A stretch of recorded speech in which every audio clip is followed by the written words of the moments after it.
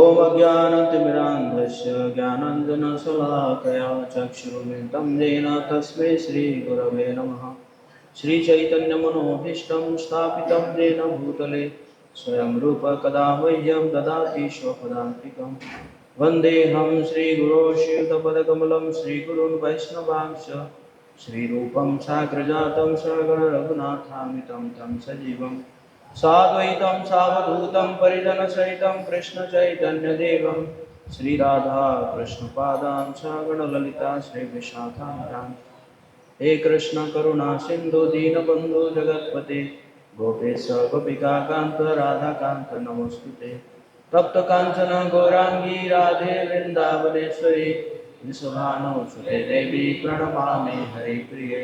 वाञ्छाकल्पतरुभ्यश्च कृपा सिन्धुभ्येव च पतितानां पावनेभ्यो वैष्णवेभ्यो नमो नमः। जय श्री कृष्ण चैतन्य प्रभु नित्यानंद श्री अद्वैत गदाधर श्रीवासादि गौरभक्तवृंद। हरे कृष्णा कृष्णा कृष्णा हरे हरे, हरे राम राम राम हरे हरे। नमो ओम विष्णुपदाय कृष्ण पृष्ठाय भूतले श्रीमते भक्ति वेदांत स्वामिनिति नामिने नमस्ते सरस्वती देवी गौरवाणी प्रचारिणे निर्विशेष शून्यवादी भाष्याति विष्कारिणे। मूकं करोति वाचालं पङ्गुं लङ्घयति गिरिं यत्कृपातमहं वन्दे श्रीगुरुगणतान्य श्रीचैतन्येश्वरं परमात्मानं।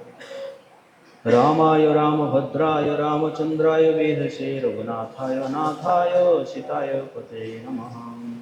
बोलो जय श्री राम। तो हम चित्रकूट की ओर चल रहे हैं। अभी हम भरद्वाज जी के आश्रम में पहुंच चुके हैं। हमारा लीडर है भरत जी हैं। भरत जी चल रहे हैं, शत्रुघ्न जी चल रहे हैं, रानियाँ भी चल रही है, कौशल्या माता, कैकेयी माता, सुमित्रा माता, और साथ में हम भी चल रहे हैं।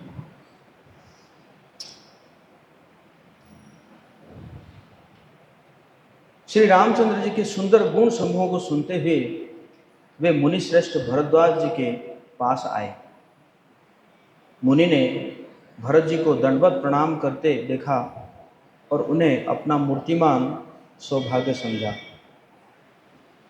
उन्होंने दौड़कर भरत जी को उठाकर हृदय से लगा लिया और आशीर्वाद देकर कृतार्थ किया।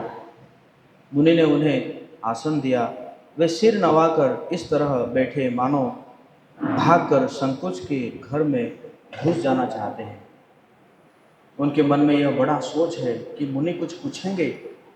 भरत जी के शील और संकोच को देखकर ऋषि बोले, भरत सुनो, हम सब खबर पा चुके हैं। विधाता के कर्तव्य पर कुछ वश नहीं चलता। माता की करतूत को समझकर तुम हृदय में ग्लानि मत करो। केता, कैकेयी का कोई दोष नहीं है, उसकी बुद्धि तो सरस्वती ने बिगाड़ दी थी। यह कहते भी कोई भला ना कहेगा, क्योंकि लोक और वेद दोनों ही विद्वानों को मान्य है। किंतु हे तात, तुम्हारा निर्मल यश गाकर तो लोक और वेद दोनों बड़ाई पावेंगे। यह लोक और वेद दोनों को मान्य है और सब यही कहते हैं कि पिता जिसको राज्य दे वही पिता है। राजा सत्यवती थे, तुमको बुलाकर राज्य देते तो सुख मिलता, धर्म रहता और बड़ाई होती। सारे अनर्थ की जड़ तो श्री रामचंद्र जी का वन गमन है, जिसे सुनकर समस्त संसार को पीड़ा हुई। वो श्री राम का वन गमन भी भावीवश हुआ। बेसमझ रानी तो भावीवश कुचाल करके अंत में पछताई। उसमें भी तुम्हारा कोई तनिक सा अपराध कहे तो वो अधम, अज्ञानी और असाधु है। यदि तुम राज्य करते तो भी तुम्हें दोष न होता, सुनकर श्री रामचंद्र जी को भी संतोष हो जाता। हे भरत, अब तो तुमने बहुत ही अच्छा किया। यही मत तुम्हारे लिए उचित ही था। श्री रामचंद्र के चरणों में प्रेम होना ही संसार में समस्त सुंदर मंगलों का मूल है। बोले जय श्री राम। सो वो तो तुम्हारा धन, जीवन और प्राणी है। तुम्हारे समान बड़ा भागी कौन है? हे तात, तुम्हारे लिए यह आश्चर्य की बात नहीं है, क्योंकि तुम दशरथ जी के पुत्र और श्री रामचंद्र जी के प्यारे भाई जो हो। हे भरत सुनो, श्री रामचंद्र जी के मन में तुम्हारे समान प्रेम पात्र दूसरा कोई नहीं है। लक्ष्मण जी, श्री राम जी और सीता जी तीनों को सारी रात उस दिन अत्यंत प्रेम के साथ तुम्हारी सराहना करते ही बीती। भरद्वाज जी कह रहे हैं कि पहले भी सीताराम लक्ष्मण जो है इसी आश्रम में आए थे और पूरे रात जो है आपकी सराहना कर रहे थे, भरत जी का सराहना कर रहे थे। प्रयागराज में जब ये स्नान कर रहे थे उस समय मैंने उनका यह मर्म जाना। वे तुम्हारे प्रेम में मग्न हो रहे थे। तुम पर श्री रामचंद्र जी का ऐसा ही स्नेह है जैसा मूर्ख मनुष्य का संसार में सुखमय जीवन पर होता है। यह श्री रघुनाथ जी की बहुत बड़ाई नहीं है, क्योंकि श्री रघुनाथ जी तो शरणागत के कुटुंब भर को पालने वाले हैं। हे भरत, मेरा यह मत है कि तुम तो मानो शरीरधारी श्री रामचंद्र जी के प्रेमी हो। बोले जय श्री राम। हे भरत, तुम्हारे लिए यह कलंक है, पर हम सब के लिए तो उपदेश है। श्री राम भक्ति रूपी रस की सिद्धि के लिए यह समय बड़ा शुभ हुआ है। हे तात, तुम्हारा यश निर्मल नवीन चंद्रमा है और श्री रामचंद्र जी के दास कुमुद और चकोर है,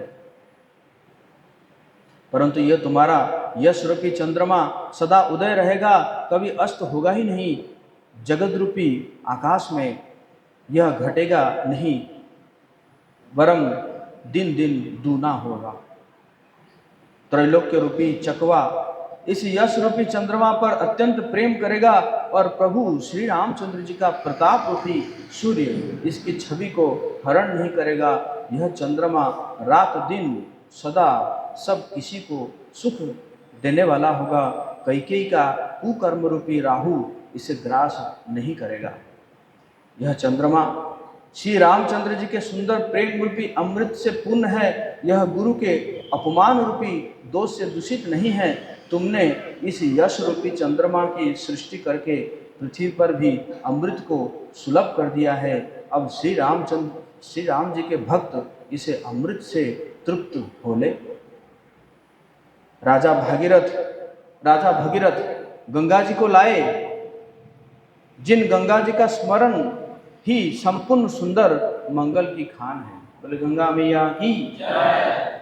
दशरथ जी के गुण समूहों को तो वर्णन ही नहीं किया जा सकता, अधिक क्या जिनकी बराबरी जगत में कोई नहीं है, जिनके प्रेम और संकोच के वश में होकर स्वयं भगवान श्री राम आकर प्रकट हुए, जिन्हें श्री महादेव जी अपने हृदय के नेत्रों से कभी अघाकर नहीं देख पाए, अर्थात जिनका स्वरूप हृदय में देखते देखते शिव जी कभी तृप्त ही नहीं हुए।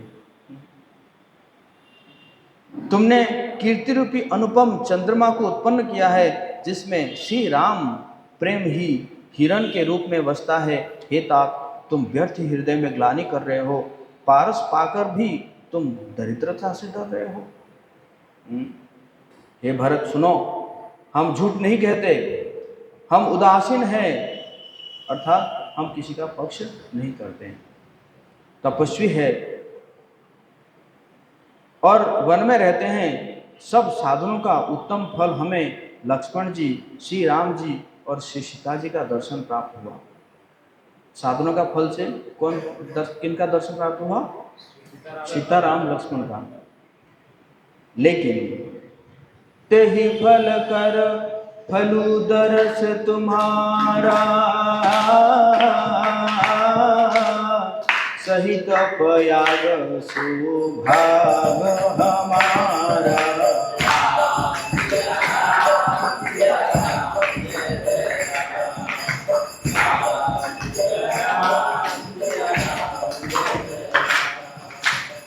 भरत धन्य तुम दस जगु जयऊ,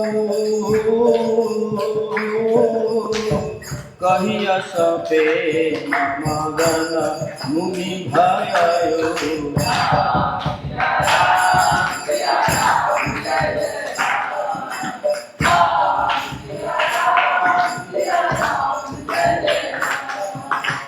सुनी सुनी बचन सभासद हरषे,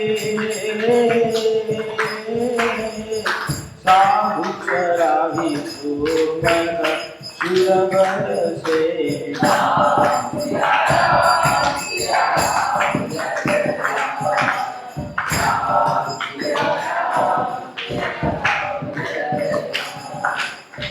धन्य धन्य धुनि गगन प्रयागा,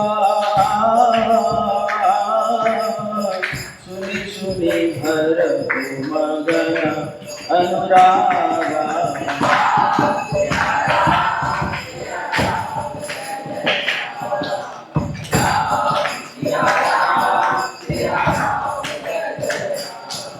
बहुत सुंदर यहाँ पे बोल रहे हैं भरद्वाज जी, कह रहे हैं कि सब साधनों का उत्तम फल है कि लक्ष्मण जी, श्री राम जी और सीता जी का दर्शन प्राप्त हुआ।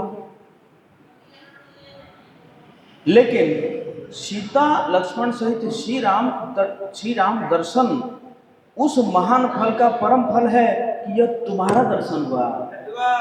जय श्री राम।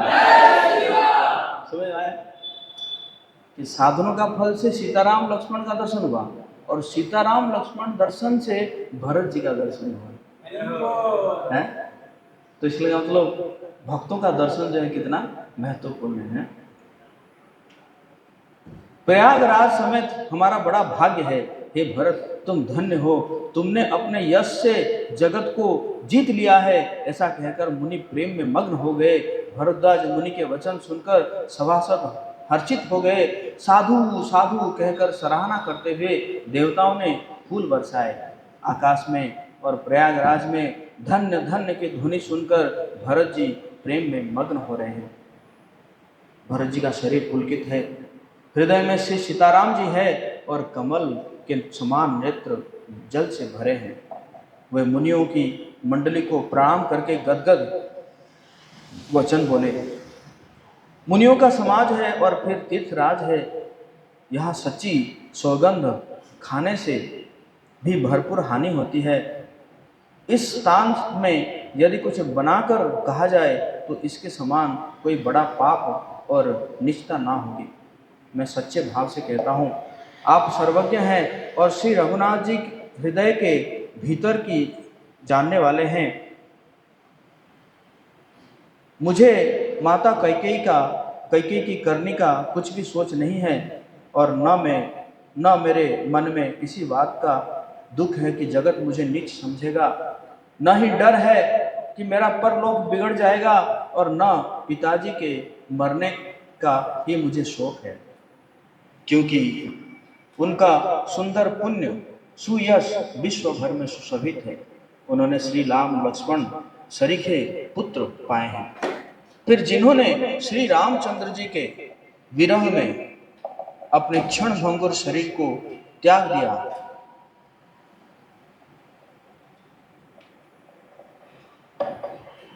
ऐसे राजा के लिए सोच करने का कौन प्रसंग है। श्री राम जी, लक्ष्मण जी और सीता जी पैरों में बिना जूती के मुनियों का वेश बनाए वन वन में फिरते हैं। वे बल्कल वस्त्र पहनते हैं, फलों का भोजन करते हैं, पृथ्वी पर कुश तथा पत्ते बिछाकर सोते हैं और वृक्षों के नीचे निवास करके नित्य सर्दी, गर्मी, वर्षा, हवा सहते हैं। इसी दुख की जलन से निरंतर मेरी छाती जलती रहती है। मुझे न दिन में भूख लगती है, न रातों को नींद आती है। मैंने मन ही मन समस्त विश्व को खोज डाला, पर इस कुरोग की औसत को कहीं नहीं है। करेंगे मेरा कोई कर्म या इसके बारे में मुझे कोई चिंता नहीं है। मुझे तो बस चिंता इतनी बात है कि राम सीता जो है क्या कर रहे हैं, कंदमूल खा रहे हैं और पत्ते बिछा के रात को सो रहे हैं, सर्दी गर्मी में, है कि नहीं। माता का कुमत पापों का मूल बढ़ई है, उसने हमारे हित का वसूला बनाया, उससे कलह रूपी कुकाठ का कुयंत्र बनाया और 14 वर्ष की अवधि रूपी कठिन कुमंत्र पढ़कर उस यंत्र को गाड़ दिया।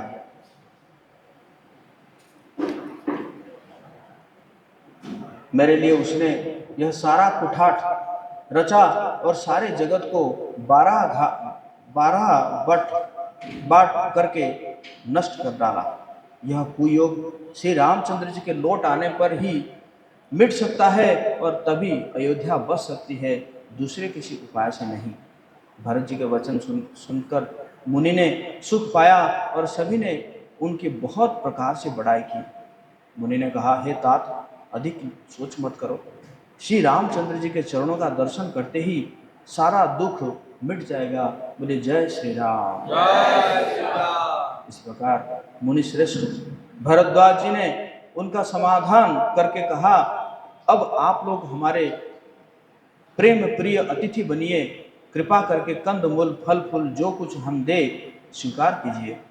मुनि के वचन को सुनकर भरत के हृदय में सोच हुआ कि यह बेमोह के बड़ा बेढब संकोच आ पड़ा। फिर गुरुजनों की वाणी को महत्वपूर्ण समझकर चरणों की वंदना करके हाथ जोड़कर बोले, हे नाथ, आपकी आज्ञा को सिर चढ़ाकर उसका पालन करना यह हमारा परम धर्म है। भरत जी के ये वचन सुन के मुनि श्रेष्ठ के मन को अच्छे लगे। उन्होंने विश्वास पात्र सेवकों और शिष्यों को पास बुलाया और कहा, भरत की पुहनई करनी चाहिए, जाकर कंद मूल फल लाओ। उन्होंने हे नाथ बहुत अच्छा कहकर सिर नवाया और तब वे बड़े आनंदित होकर अपने अपने काम को चल दिए। मुनि को चिंता हुई कि हमने बहुत बड़े मेहमान को न्योता है, अब जैसा देवता हो वैसा ही उसकी पूजा भी करनी चाहिए ना। यह सुनकर रिद्धियाँ और अणिमादि सिद्धियाँ आ गई। हे गोसाई, जो आपकी आज्ञा हो सो हम करें। भरद्वाज जी सोचे, अरे क्या है, राजा आए हैं, तो भावी राजा है अयोध्या के, और उसको कंद मूल फल खिलाएंगे, अच्छा नहीं है, लेकिन नहीं, वीआईपी ट्रीटमेंट होना चाहिए है कि नहीं। तो फिर उन्होंने क्या किए, अपने जो रिद्धियाँ सिद्धियाँ ये सबको स्मरण किए, तो सब आके खड़े हो गए। पर क्या चाहिए, हे गोसाई, जो आपकी आज्ञा हो सो हम करें। मुनिराज प्रसन्न होकर कहा, छोटे भाई शत्रुघ्न और समाज सहित भरत जी श्री रामचंद्र जी के विरह में व्याकुल है, इनकी पुहनाई करके इनके श्रम को दूर करो। रिद्धि सिद्धि ने मुनिराज की आज्ञा को सिर चढ़ाकर अपने को बड़ा भागिनी समझा। सब सिद्धियां आपस में कहने लगी, श्री रामचंद्र जी के छोटे भाई भरत ऐसे अतिथि है जिनकी तुलना में कोई नहीं आ सकता, अतः मुनि के चरणों को वंदना करके आज वही करना चाहिए जिससे सारा राज समाज सुखी हो। ऐसा कहकर उन्होंने बहुत से सुंदर घर बनाए जिन्हें देखकर विमान भी बिलखते हैं। बस एक रात के लिए इतना सुंदर सुंदर घर बन गया, मतलब विमान भी इतना है ना, इतना जो है इंटीरियर डेकोरेशन नहीं है विमान का भी। उन घरों में बहुत से भोग और ऐश्वर्य का सामान भरकर रख दिया, जिन्हें देखकर देवता भी ललचा गए। दासी दास सब प्रकार के सामग्री लिए हुए मन लगाकर उनके मनों को देखते रहते हैं। जो सुख के समान स्वर्ग में भी स्वप्न में भी नहीं है, ऐसे सब समान सिद्धियों ने पल भर में सज दिए। पहले तो उन्होंने सब किसी को जिसकी जैसी रुचि थी वैसे ही सुंदर सुखदायक निवास स्थान दिए। जिसको जैसे रुचि था ऐसे मुनियों के पास कितना सिद्धि होता था, फिर भी जो है कैसे रहते थे, कुटिया में रहते थे, है ना। इसी प्रकार है भक्त के पास सब सिद्धियां होती हैं, लेकिन भक्त जो है उसको भगवान की सेवा में लगाते हैं, अपनी सेवा में नहीं। और फिर कुटुंब सहित भरत जी को दिए, क्योंकि ऋषि भरद्वाज जी ने ऐसी आज्ञा दे रखी थी। भरत जी चाहते थे उनके सभी संगियों को आराम मिले, इसलिए उनके मन की बात जानकर मुनि ने पहले उन लोगों को स्थान देकर पीछे सपरिवार भरत जी को स्थान देने के लिए आज्ञा दी थी। मुनि श्रेष्ठ तपोबल से ब्रह्मा को भी चकित कर देने वाले वैभव रच दिया। जब भरत जी ने मुनि के प्रभाव को देखा तो उसके सामने उन्हें इंद्र, वरुण, यम, कुबेर सभी पालकों के लोग तुच्छ जाने पड़े। सुख की सामग्री का वर्णन नहीं हो सकता, जिसे देखकर ज्ञानी लोग भी वैराग्य भूल जाते हैं। आसन, सेज, सुंदर वस्त्र, चंदवे, वन, बगीचे, भांति भांति की पक्षी और पशु, सुगंधित फूल और अमृत के समान स्वादिष्ट फल, अनेकों प्रकार के तालाब, कुएं, बावली, निर्मल जलाशय तथा अमृत सरीखे पवित्र खान पान के पदार्थ थे, जिन्हें देखकर सब लोग संयमी पुरुषों की भांति सकुचा रहे हैं। सभी के डेरों में कामधेनु और कल्प वृक्ष है, सभी के घर में, जिन्हें देखकर इंद्र और इंद्राणी की भी अभिलाषा होती है। वसंत ऋतु है, शीतल मंद सुगंध 3 प्रकार की हवा बह रही है। सभी को चारों पदार्थ सुलभ है। माला, चंदन, स्त्री आदि भोगों को देखकर सब लोग हर्ष और विषाद के वश हो रहे हैं। हर्ष तो भोग सामग्रियों को और मुनि के तप प्रभाव को देखकर होता है, और विषाद इस बात से होता है कि श्री राम जी के वियोग में नियम व्रत से रहने वाले हम लोग भोग विलास में क्यों आ फंसे। कहीं इनमें आसक्त होकर हमारा मन नियम व्रतों को न त्याग दे। दोनों चीज हो रहा था, सुख भी हो रहा था और विषाद भी हो रहा था। संपत्ति चकवी है और भरत जी चकवा है, और मुनि की आज्ञा खेल है। जिसने उस रात को आश्रम रूपी पिंजड़े में दोनों को बंद कर रखा, और ऐसे ही सवेरा हो गया।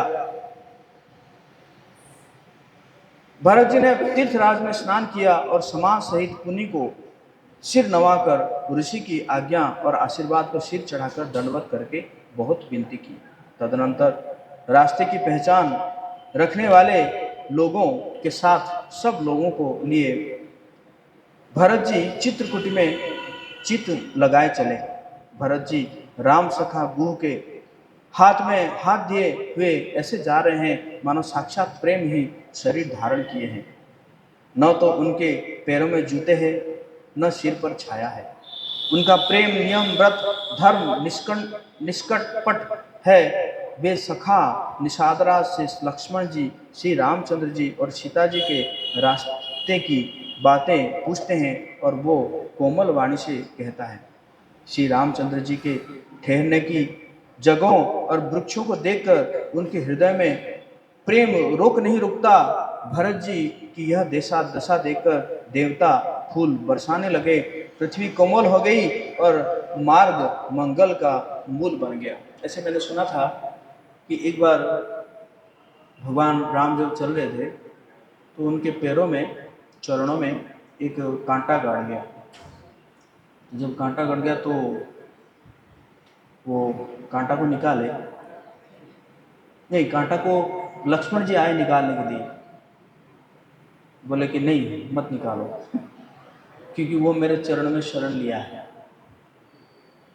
फिर वो पृथ्वी माता को कहते हैं कि ठीक है, मेरे लिए तो ये सब ठीक है, लेकिन जब भरत आएगा, उनको पता था कि भरत आएगा, तो जब भरत आएगा ना तो तुम जो है पूरा कोमल हो जाना, कोई कंकड़, कोई कांटा जो है उसके पैरों में नहीं लगना चाहिए। तो पृथ्वी माता कहती है कि जब आपके चरणों में लग रहा है तो उनके चरणों में क्यों नहीं लगेगा।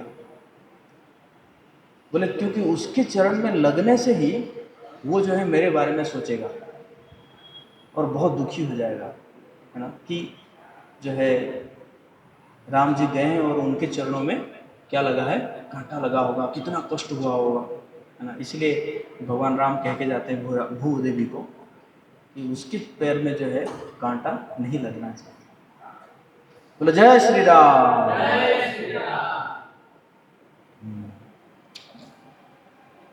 बादल छाया किए जा रहे हैं, सुख देने वाली सुंदर हवा बह रही है।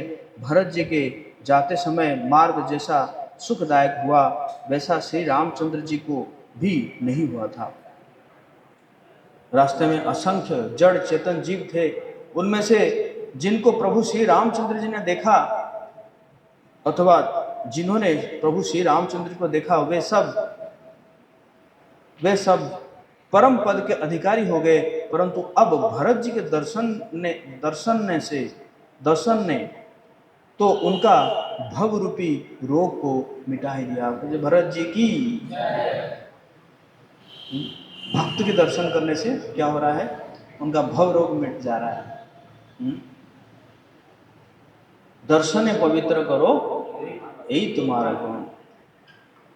श्री राम दर्शन से तो वे परम पद के अधिकारी हुए थे, लेकिन परंतु भरत दर्शन से उन्हें वो परम पद प्राप्त हो गया। भरत जी के लिए यह कोई बड़ी बात नहीं है, जिन्हें श्री राम जी स्वयं अपने मन में स्मरण करते रहते हैं। जगत में जो भी मनुष्य एक बार राम कह लेते हैं वे भी तरने तारने वाले हो जाते हैं। बोले जय श्री राम।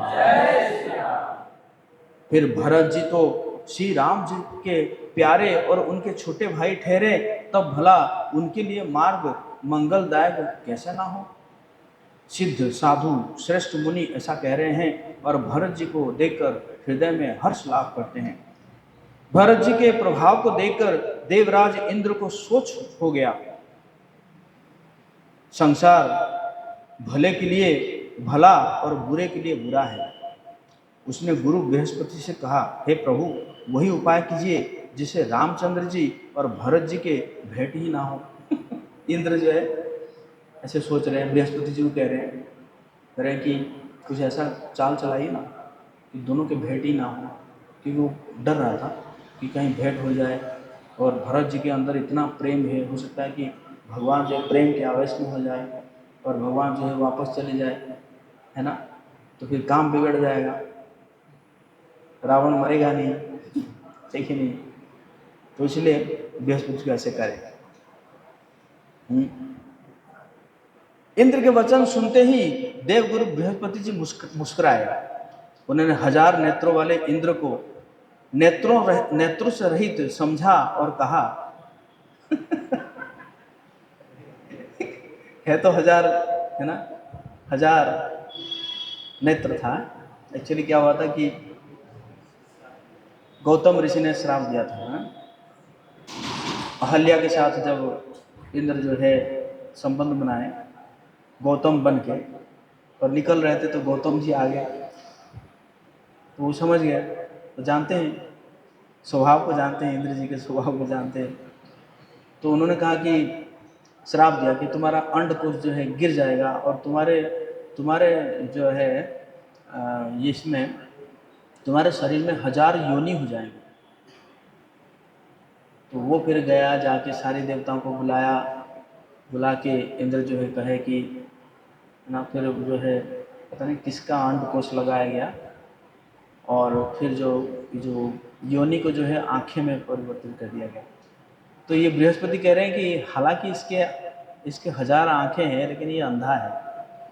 कह रहे हैं, हे देवराज, माया के स्वामी श्री रामचंद्र जी के सेवक के साथ कोई माया करता है तो वो उलटकर अपने ही ऊपर आ पड़ती है। समझ लो, है ना। उस समय तो श्री रामचंद्र जी का रूख जानकर कुछ किया था, परंतु इस समय कुचाल करने से हानि होगी। हे देवराज, श्री रघुनाथ जी का स्वभाव सुनो। वे अपने प्रति किए हुए अपराध से कभी रुष्ट नहीं होते, पर जो कोई उनके भक्त का अपराध करता है वो श्री राम के क्रोधाग्नि में जल जाता है। लोक और वेद दोनों में इतिहास प्रसिद्ध है। इस महिमा को दुर्वासा जी जानते हैं, है कि नहीं? दुर्वासा जानते हैं वैष्णव अपराध कितना खतरनाक होता है। सारा जगत श्री राम को जपता है, वे श्री राम जी जिसको जपते हैं उस भरत जी के समान श्री रामचंद्र जी के प्रेमी कौन होगा? बोले भरत जी की। हे देवराज, रघुकुल श्रेष्ठ श्री रामचंद्र जी के भक्त का काम बिगाड़ने की बात मन में भी मन ना लाइए। ऐसा करने से लोकों में अपयश और परलोक में दुख होगा और शोक का समान दिनों दिन बढ़ता ही चला जाएगा। हे देवराज, हमारा उपदेश सुनिए। श्री राम जी को अपना सेवक परम प्रिय है। वे अपने सेवक की सेवा से सुख मानते हैं और सेवक के साथ वैर करने से बड़ा भारी वैर मानते हैं।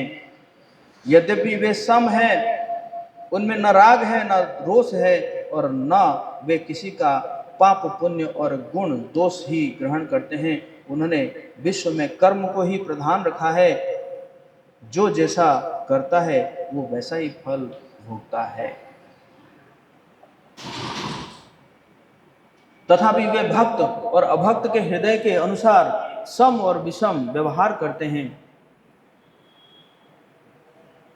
गुण रहित, निर्लेप, मान रहित और सदा एक रस भगवान श्री राम भक्त के प्रेम बस ही सगुण हुए हैं। बोलो जय श्री राम। जय श्री राम। श्री राम जी सदा अपने सेवकों की रुचि रखते आए हैं। वेद, पुराण, साधु और देवता इसकी साक्षी है। ऐसा हृदय में जानकर कुटिलता छोड़ दो और भरत जी के चरणों में सुंदर प्राप्ति करो। हे देवराजेंद्र, श्री रामचंद्र जी के भक्त सदा दूसरों के हित में लगे रहते हैं और वे दूसरों की दुख में दुखी और दयालु होते हैं। फिर भरत जी तो भक्तों के शिरोमणि हैं, उनसे बिल्कुल न डरो। प्रभु श्री रामचंद्र जी सत्य प्रतिज्ञा और देवताओं के का हित करने वाले हैं और भरत जी श्री रामचंद्र जी के आज्ञा के अनुसार चलने वाले हैं। तुम व्यर्थ ही स्वार्थ के विशेष वश होकर व्याकुल हो रहे हो। इसमें भरत जी का कोई दोष नहीं है, तुम्हारा ही मोह है।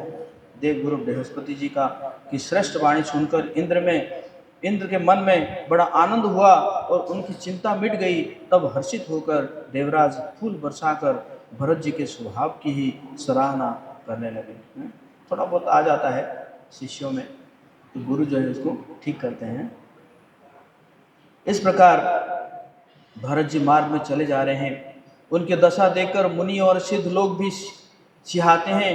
भरत जी जब भी राम कहकर लंबी सांस लेते हैं तभी मानो चारों ओर प्रेम उमड़ पड़ता है। आप भी बोलिए जय श्री राम। जय श्री राम। उनके वचनों को सुनकर वज्र और पत्थर भी पिघल जाते हैं। अयोध्या वासियों का प्रेम कहते नहीं बनता।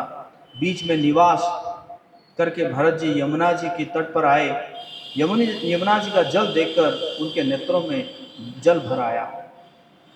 श्री रघुनाथ जी का रंग का सुंदर जल देखकर सारे समाज सहित भरत जी श्री राम जी के विरह रूपी समुद्र में डूबते डूबते विवेक रूपी जहाज पर चढ़ गए। यमुना जी का श्याम वर्ण जल देखकर सब लोग श्याम वर्ण भगवान के प्रेम में विह्वल हो गए और उन्हें न पाकर विरह व्यथा से पीड़ित हो गए। तब भरत जी को यह ध्यान आया कि जल्दी जल्दी चलकर उनके साक्षात दर्शन करेंगे। इस विवेक से वे फिर उत्साहित हो गए। उस दिन यमुना जी के किनारे निवास किया। समयानुसार सबके लिए खान पान आदि का सुंदर व्यवस्था हुई। रात ही रात में घाट घाट की अगणित नावें वहां आ गई जिनका वर्णन नहीं किया जा सकता। सवेरे एक ही खेमे में सब लोग पार हो गए और श्री रामचंद्र जी के का सखा निषाद राज की इस सेवा से संतुष्ट हुए।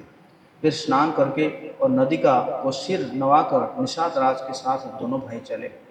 आगे अच्छी अच्छी सवारियों पर श्रेष्ठ मुनि हैं, उनके पीछे सारा राज समाज जा रहा है।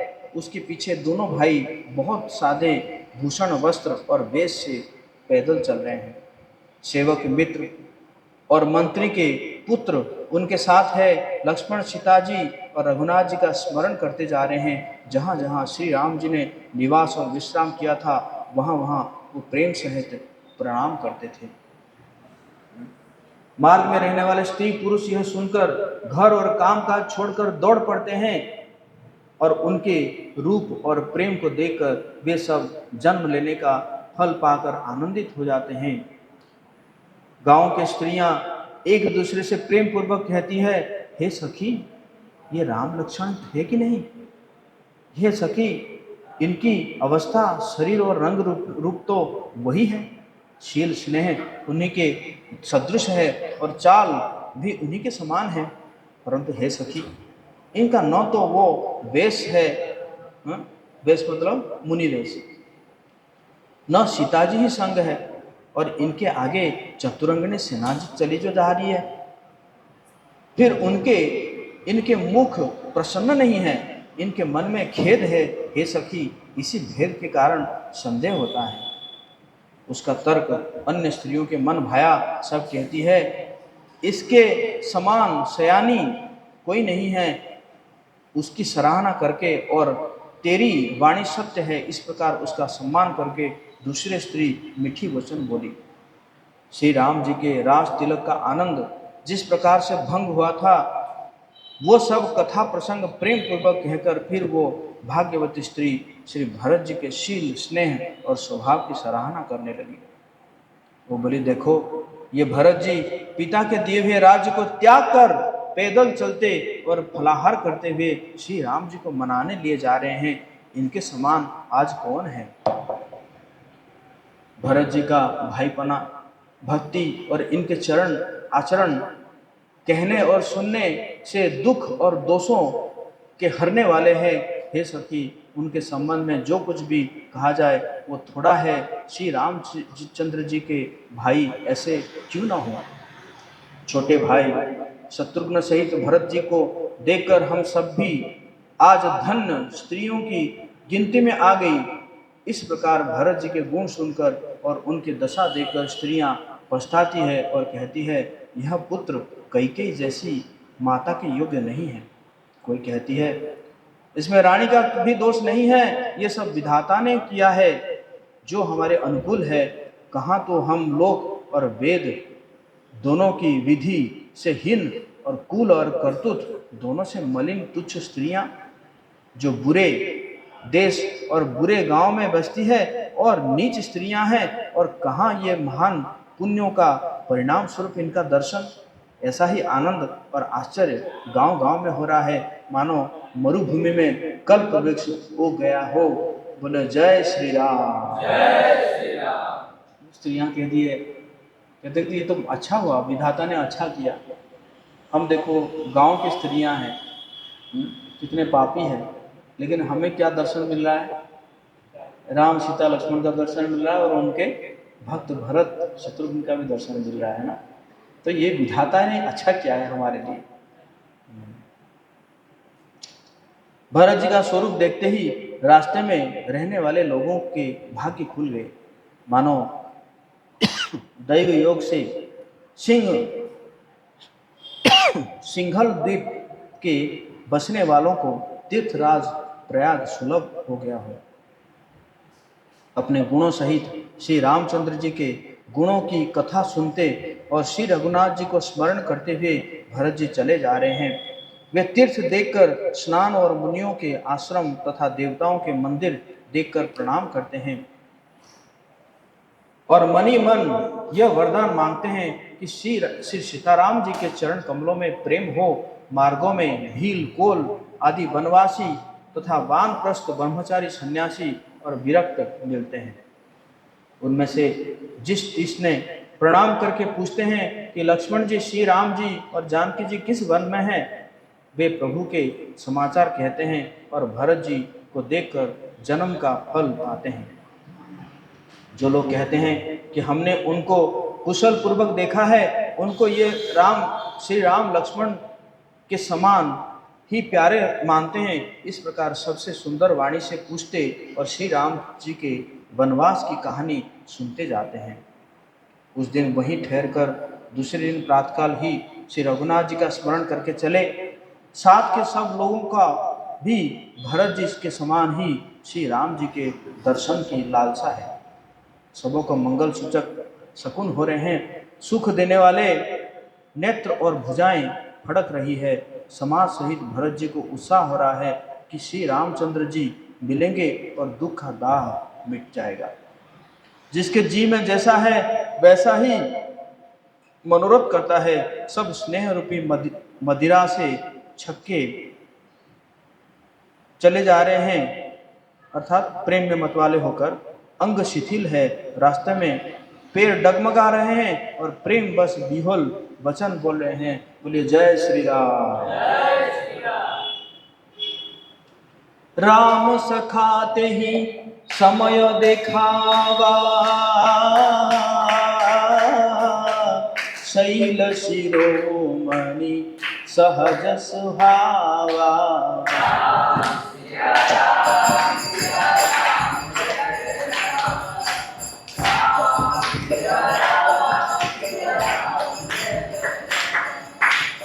जासु समीप सरित पयतीरा,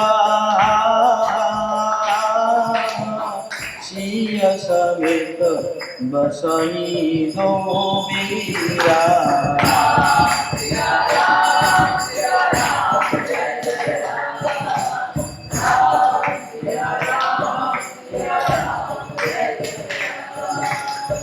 अब हम चित्रकूट पहुंच गए।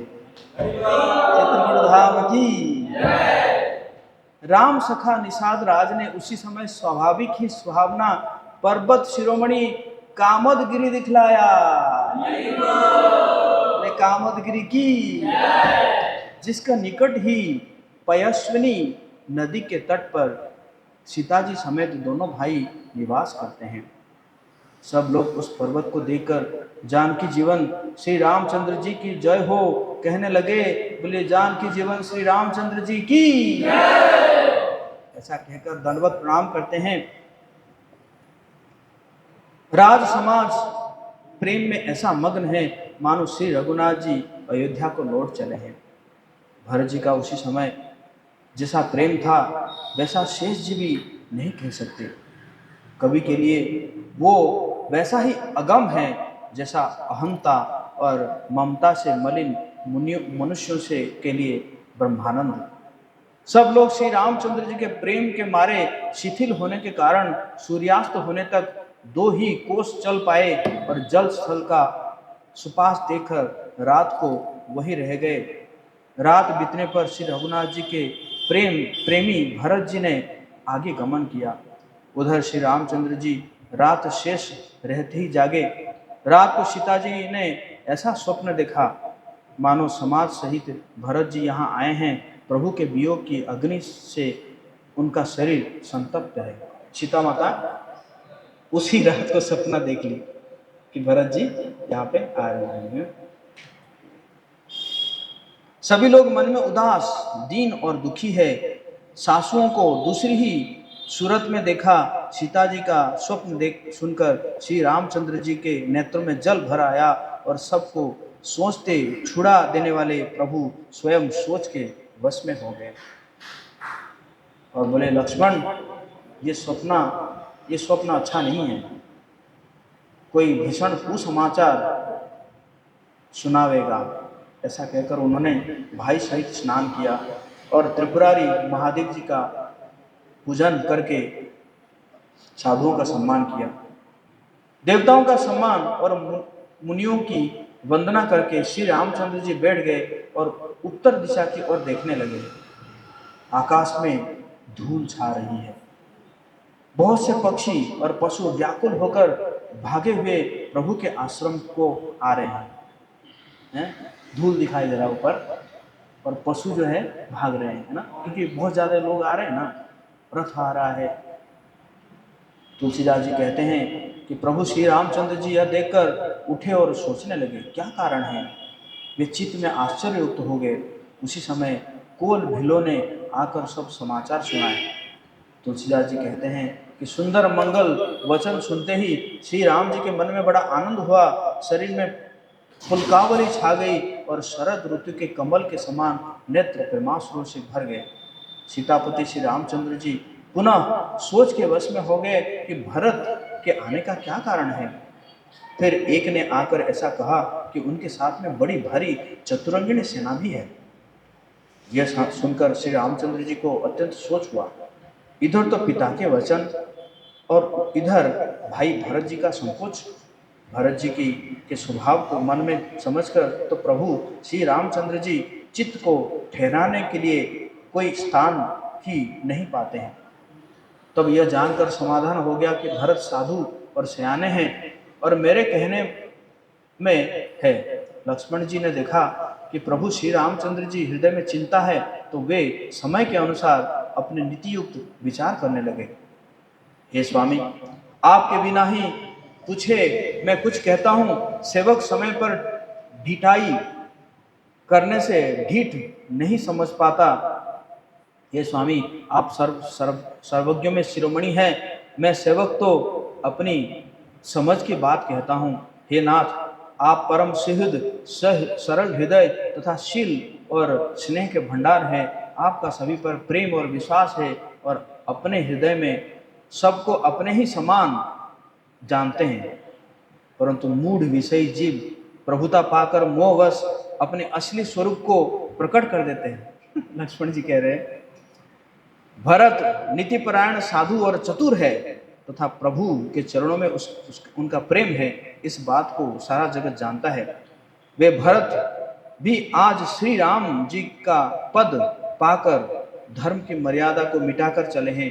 कुटिल खोटे भाई भरत कुसमय देखकर और यह जानकर कि राम जी वनवास में अकेले हैं, अपने मन में बुरा विचार करके समाज छोड़कर राज्य को निष्कंटक करने के लिए यहाँ आए हैं। करोड़ों प्रकार की कुटिलताएं रचकर सेना बटोरकर दोनों भाई आए हैं। यदि इनके हृदय में कपट और कुचाल न होती तो रथ घोड़े हाथियों की कतार कैसी सुहाती। परंतु भरत को ही व्यर्थ कौन देश दे, राजपद पा जाने पर सारा जगत ही पागल हो जाता है। चंद्रमा गुरुपत्नीगामी हुआ, चंद्रमा गुरुपत्नीगामी हुआ है। राजा नहुष ब्राह्मणों की पालकी पर चढ़ा और राजा वेन के समान नीच तो कोई होगा ही नहीं, जो लोक और वेद दोनों से विमुख हो गया। सहस्रबाहु देवराज इंद्र तथा त्रिशंकु आदि किसी को राजमद ने कलंक नहीं दिया। भरत ने यह उपाय उचित ही किया है, क्योंकि शत्रु और ऋण को कभी जरा भी शेष नहीं रखना चाहिए। हाँ, भरत ने एक बात अच्छी नहीं की, जो राम जी को असहाय जानकर उनका निरादर किया। पर आज संग्राम में श्री राम जी का क्रोधपूर्ण मुख देखकर यह बात भी उनके समझ में विशेष रूप से आ जाएगी। इतना कहते ही लक्ष्मण जी ने नीति रस भूल गए और युद्ध रस रूपी वृक्ष पुलकावली के बहाने से फूल उठा। वे प्रभु श्री रामचंद्र जी के चरणों को वंदना करके चरण रस को सिर पर रखकर सच्चा और स्वाभाविक बल कहते हुए बोले, हे नाथ, मेरा कहना अनुचित न मानिएगा। भरत ने हमें कम ही प्रचारा है।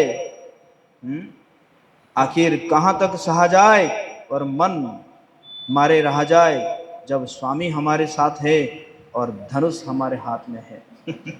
स्वामी हमारे साथ है और धनुष हमारे हाथ है। बोला जय श्री राम।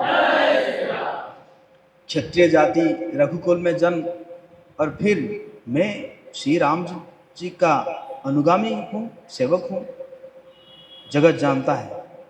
फिर भला कैसे सहा जाए, धूल के समान नीच कौन है, परंतु वो भी लात मारने पर सिर ही चढ़ती है।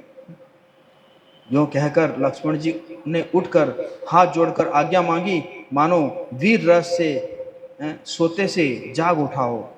सिर पर जटा बांधकर कमर में तरकस कस लिया और धनुष को सजाकर तथा बाण को हाथ में लेकर कहा, आज मैं श्री राम का सेवक होने का यश लूं और भरत को संग्राम में शिक्षा दूं।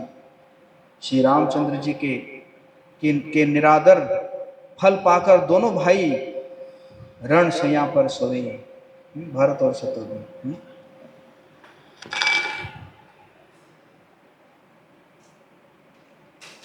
अच्छा हुआ जो सारा समाज आकर एकत्र हो गया। आज मैं पिछला सब क्रोध प्रकट करूंगा, जैसे सिंह हाथियों के झुंड को कुचल डालता है और बाज जैसे लवे को लपेट में ले लेता है, वैसे ही भरत को सेना समेत और छोटे भाई सहित तिरस्कार करके मैदान में पछाड़ूंगा। यदि शंकर जी भी आकर उनकी सहायता करें तो भी मुझे राम जी का सौगंध है, मैं उन्हें युद्ध में मार डालूंगा। किनको? शंकर जी को भी कह रहे हैं, अगर शंकर जी भी आके सहायता करें उनको भी मार डालूंगा मैं। लक्ष्मण जी को अत्यंत क्रोध से तमतमाया हुआ देखकर और उनकी प्रामाणिक सौगंध सुनकर सब लोग भयभीत हो जाते हैं और लोकपाल घबरा कर भागना चाहता है। सारा जगत भय में डूब गया। सब लक्ष्मण जी के अपार बाहुबल की प्रशंसा करती हुई आकाशवाणी हुई, आकाशवाणी हो गई है ना लक्ष्मण जी के लिए। हे तात, तुम्हारे प्रताप और प्रभाव को कौन कह सकता है और कौन जान सकता है, परंतु कोई भी काम हो उसे अनुचित उचित खूब समझ बूझकर किया जाए तो सब कुछ कोई अच्छा कहते हैं। वेद और विद्वान कहते हैं कि जो बिना विचारे जल्दी में किसी काम को करके पीछे पछताते हैं वे बुद्धिमान नहीं हैं। देववाणी सुनकर लक्ष्मण जी सच्चा गए। श्री रामचंद्र जी और सीता जी ने उनका आदर के साथ सम्मान किया। हे तात, तुमने बड़ी सुंदर नीति कही है। हे भाई, राज्य का मद सबसे कठिन मद है। जिन्होंने साधुओं की सभा का सेवन नहीं किया वे ही राजा मद रूपी मदिरा का आचमन करते ही मतवाले हो जाते हैं। हे लक्ष्मण सुनो, भरत सरीखा उत्तम पुरुष ब्रह्मा की सृष्टि में न तो कोई कहीं सुना गया है ना देखा ही गया है। बोलो जय श्री राम। ब्रह्मा विष्णु महादेव का पद पाकर भी भरत को राज्य का मद नहीं होने का क्या कभी कांजी की बूंदों से क्षीर समुद्र नष्ट हो सकता है? भगवान कह रहे हैं लक्ष्मण जी को। अंधकार चाहे तरुण सूर्य को निगल जाए, आकाश चाहे बादलों में समाकर मिल जाए, गौ के खुर इतने जल में अगस्त जी भी डूब जाए। अगस्त जी अपने इसी में जो है समुद्र को पी लिए थे, कह रहे कि हो सकता है कि गौ के खुर के जल में वही डूब जाए खुद। पृथ्वी चाहे अपने स्वाभाविक क्षमा को छोड़ दे, मच्छर की फूंक से चाहे सुमेरु उड़ जाए, परंतु हे भाई, भरत को राजमद कभी नहीं हो सकता। हे लक्ष्मण, मैं तुम्हारे शपथ और पिताजी के सौगंध खाकर कहता हूँ, भरत के समान पवित्र और उत्तम भाई संसार में नहीं है। भरत जी की। भगवान राम कह रहे हैं लक्ष्मण जी, हे तात, गुण रूपी दूध और अवगुण रूपी जल को मिलाकर विधाता इस दृश्य प्रपंच को रचता है, परंतु भरत ने सूर्य वंश रूपी तालाब में हंस रूप जन्म लेकर गुण और दोष को का विभाग कर दिया है। गुण रूपी दूध को ग्रहण कर और अवगुण रूपी जल को त्याग कर भरत ने अपने यश से जगत में उजियाला कर दिया है।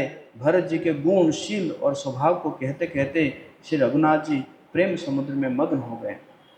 श्री रामचंद्र जी की वाणी सुनकर और भरत जी पर उनका प्रेम देखकर समस्त देवता उनकी सराहना करने लगे कि श्री रामचंद्र जी के समान कृपा के धाम प्रभु और कौन है। बोले जय श्री राम। यदि जगत में भरत का जन्म ना होता तो पृथ्वी पर संपूर्ण धर्मों की धुरी को कौन धारण करता। हे रघुनाथ जी, कवि कुल के लिए अगम भरत जी के गुणों की कथा आपके सिवा और कौन जान सकता है। लक्ष्मण जी, श्री रामचंद्र जी और सीता जी ने देवताओं की वाणी सुनकर अत्यंत सुख पाया जो वर्णन नहीं किया जा सकता। यहाँ भरत जी ने सारे समाज के साथ पवित्र मंदाकिनी नदी में स्नान किया। बोले मंदाकिनी नदी की। फिर सबको नदी के समीप ठहराकर तथा माता, गुरु और मंत्री की आज्ञा मांगकर निषाद राज और शत्रुघ्न को साथ लेकर भरत जी वहां को चले जहां श्री सीता जी और श्री रघुनाथ जी थे। भरत जी अपनी माता कैकेयी की करनी को समझकर सुखचाते हैं और मन में करोड़ों कुतर्क करते हैं। सोचते हैं श्री राम, लक्ष्मण, सीता जी मेरा नाम सुनकर स्थान छोड़कर कहीं दूसरी जगह तो नहीं चल जाएंगे। मुझे माता के मत में मानकर वे कुछ भी करे सो थोड़ा है, पर वे अपनी और समझकर मेरे पापों और अवगुणों को क्षमा करके मेरा आदर ही करेंगे। चाहे मलिन मन जानकर मुझे त्याग दे, चाहे अपना सेवक मानकर मेरा सम्मान करे, मेरे तो श्री रामचंद्र जी की जुतियां ही शरण है। श्री रामचंद्र जी तो अच्छे स्वामी हैं, दोस्त तो सब दास का ही है। बोला जय श्री राम। जय श्री राम। जगत में यश के पात्र तो चातक और मछली ही है, जो अपने नेम और प्रेम को सदा नया बनाए रखने में निपुण है। ऐसा मन में सोचते हुए भरत जी मार्ग में चले जाते हैं। उनके सब अंग संकोच और प्रेम से शिथिल हो रहे हैं। माता की हुई बुराई मानो उन्हें लौटाती है, पर धीरज की धुरी को धारण करने वाले भरत जी भक्ति के बल से चले जाते हैं। तब श्री रघुनाथ जी के स्वभाव को समझते हैं। तब मार्ग में उनके पैर जल्दी जल्दी पड़ने लगते हैं। उस समय भरत जी की दशा कैसी है? जैसे जल के प्रवाह में जल के भौरों की गति होती है। भरत जी का सोच और प्रेम देखकर उस समय निषाद विदेह हो गया। मंगल शकुन होने लगे। उन्हें सुनकर और विचार कर निषाद कहने लगा, सोच मिटेगा, हर्ष होगा, पर फिर अंत में दुख होगा। कुछ ऐसे शकुन होने लगे, है ना। तो उस शकुन से जो है निषाद कह रहे हैं कि क्या होगा, सोच मिटेगा, हर्ष होगा, लेकिन अंत में थोड़ा दुख होगा। मतलब भगवान राम वापस नहीं आएंगे, ऐसा इसका मतलब है। भरत जी ने सेवक के सब वचन सत्य जाने और वे आश्रम के समीप जा पहुँचे। वहाँ के वन और पर्वतों को समूह को देखा तो भरत जी इतने आनंदित हुए मानो कोई भूखा अच्छा अन्न पाया हो। जैसे इति के भय से दुखी हुई तीनों तापों तथा क्रूर ग्रहों और महामारियों से पीड़ित प्रजा किसी उत्तम देश और उत्तम राज्य में जाकर सुखी हो जाए, भरत जी की गति ठीक उसी प्रकार ही की हो रही है।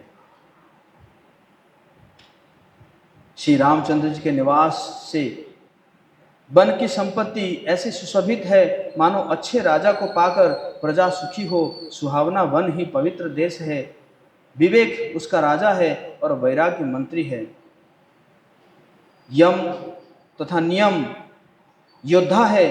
पर्वत राजधानी है। शांति और सुबुद्धि ही दो सुंदर पर्वत रानियां हैं और वो श्रेष्ठ राजा राज्य के सब अंगों से पूर्ण है। और श्री रामचंद्र जी के चरणों में आश्रित रहने से उसके चित्त में चाव है।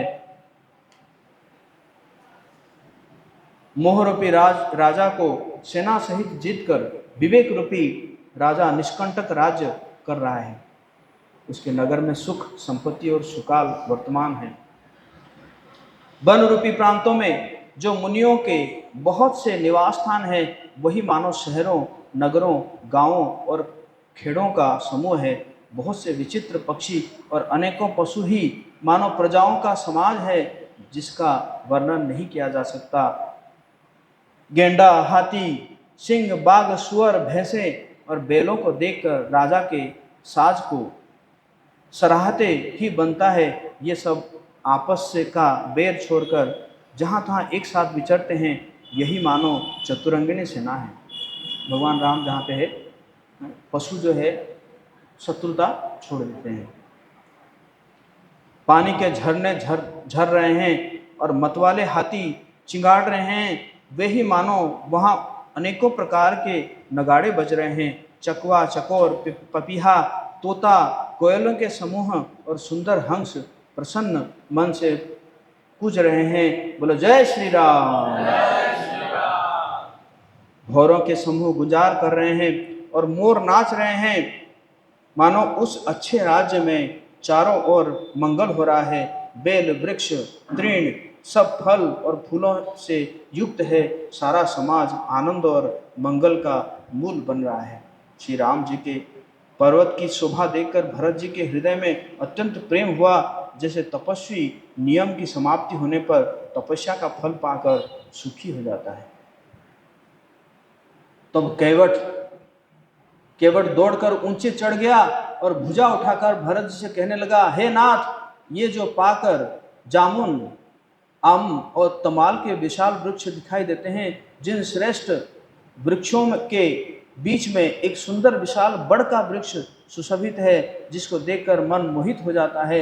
उसके पत्ते नीले और सघन हैं और उसमें लाल फल लगे हैं। उसकी घनी छाया और सब ऋतुओं से में सुख देने वाली है। मानो ब्रह्मा जी ने परम शोभा को एकत्र करके अंधकार और ललितामयी राशि सी रच दी है। हे गोसाई, ये वृक्ष नदी के समीप है, जहाँ श्री राम की पन्न कुटी छाई है। बोलो जय श्री राम। तुलसी तरुवर विविध सुभाए, कहूँ सिया कहूँ लखन लगाए।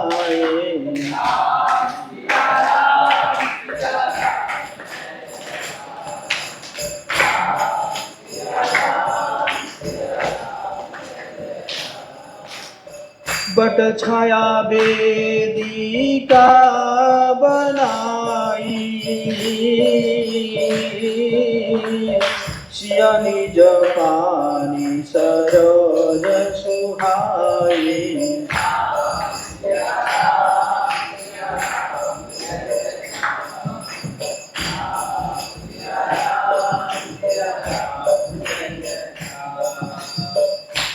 वहाँ तुलसी जी के बहुत से सुंदर वृक्ष है। वृंदा देवी तुलसी महारानी की, जो कहीं कहीं सीता जी ने और कहीं लक्ष्मण जी ने लगाए हैं। इसी बड़ की छाया में सीता जी ने अपने कर कमलों से सुंदर वेदी बनाई है, जहाँ सुजन श्री सीताराम जी मुनियों के वृंद समेत बैठकर नित्य शास्त्र, वेद और पुराणों के सब कथा इतिहास सुनते हैं। सखा के वचन सुनकर और वृक्षों को देखकर भरत जी के नेत्र में जल उमड़ आया। दोनों भाई प्रणाम करते हुए चले। उनके प्रेम का वर्णन करने में सरस्वती जी भी सकुचाते हैं। श्री रामचंद्र जी के चरण चिन्ह देखकर दोनों भाई ऐसे हर्षित हुए, मानो दरिद्र पारस पा गया हो। वहाँ की रज को मस्तक पर रखकर हृदय में और नेत्रों में लगाते हैं और श्री रघुनाथ जी के मिलने के समान सुख पाते हैं। बोले जय श्री राम। कहीं कहीं पे चरण चिन्ह देखे भगवान जी का, तो तुरंत क्या किए, उस धूलि को जो है माथे पर लगाए।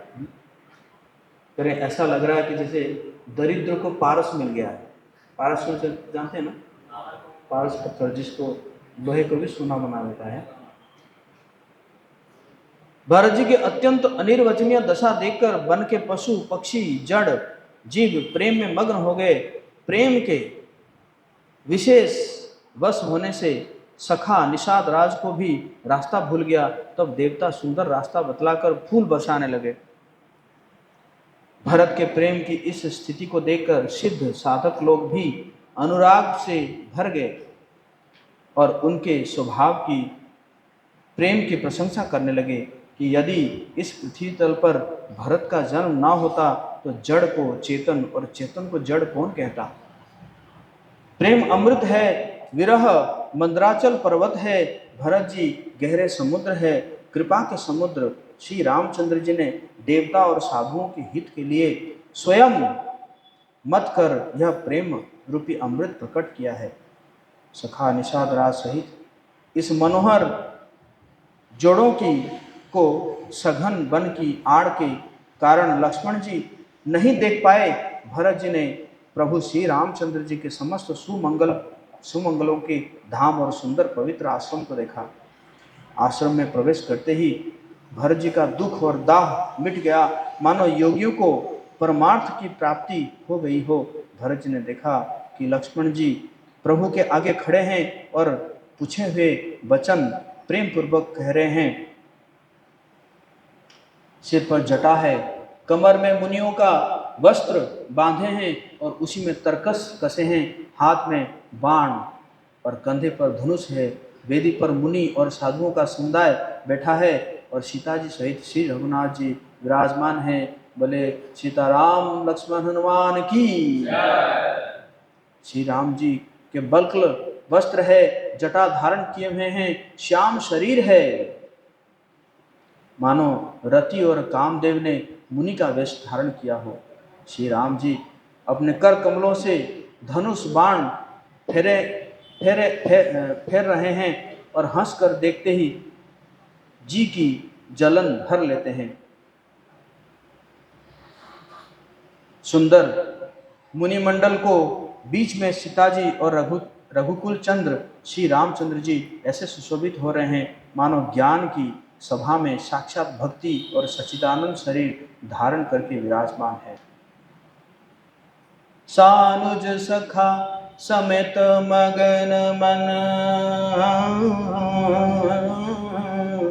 बिसरे हरस सुख दुख गाना। राम जय राम,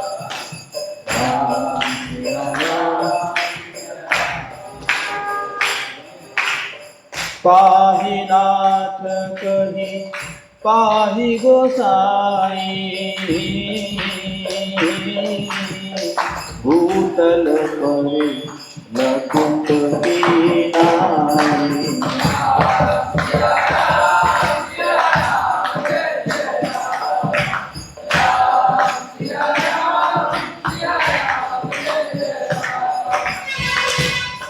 छोटे भाई शत्रुघ्न और सखा निषाद राज समेत भरत जी का मन मग्न हो रहा है। हर्ष सुख सुख दुख आदि सब भूल गए। हे नाथ रक्षा कीजिए, हे गोसाई रक्षा कीजिए, ऐसा कहकर वे पृथ्वी पर दंड की तरह गिर पड़े। प्रेम भरे वचनों में से लक्ष्मण जी पहचान लिया और मन में जान लिया कि भरत जी प्रणाम कर रहे हैं। अब इस ओर तो भाई भरत जी का सरस प्रेम और उधर स्वामी श्री रामचंद्र जी की सेवा की प्रबल परवशता। न तो मिलते ही बनता है और न छोड़ते ही। कोई श्रेष्ठ कवि ही लक्ष्मण जी के चित्त की इस गति का वर्णन कर सकता है। वे सेवा पर भार रखकर रह गए, मानो चढ़ी हुई पतंगों को खिलाड़ी खींच रहा हो। लक्ष्मण जी ने प्रेम सहित पृथ्वी पर मस्तक नवाकर कहा, हे रघुनाथ जी भरत जी प्रणाम कर रहे हैं। यह सुनते ही रघुनाथ जी प्रेम में अधीर होकर उठे। कहीं वस्त्र गिरा, कहीं तरकस, कहीं धनुष और कहीं बाण। कृपा निधान श्री रामचंद्र जी ने उनको जबरदस्ती उठाकर हृदय से लगा लिया। भरत जी और श्री राम जी के मिलने की रीति को देखकर सबको अपनी शुद्ध भूल गई। मिलने की प्रीति कैसी बखानी जाए, वो तो कवि कुल के लिए कर्म मन वाणी तीनों से अगम है। दोनों भाई मन बुद्धि चित्त और अहंकार को भुलाकर परम प्रेम से पूर्ण हो रहे हैं। कहिए उस श्रेष्ठ प्रेम की कौन प्रकट करे। कवि की बुद्धि किसकी छाया का अनुसरण करे। कवि को तो अक्षर और अर्थ का ही सच्चा बल है। नट ताल की गति के अनुसार ही नाचता है। भरत जी और रघुनाथ जी के प्रेम अगम्य है। जहाँ ब्रह्मा विष्णु महादेव जी का भी मन नहीं जा सकता, उस प्रेम को मैं कुबुद्धि किस प्रकार कहूँ। भला गांडर की तांत से भी कहीं सुंदर राग बज सकता है। तुलसीदास जी कह रहे मैं कुबुद्धि कैसे वर्णन करूँ वो प्रेम को। मिलन मिलनी बिलो की भरत रघुबर की, सुरगन सभय धक धकी धर की।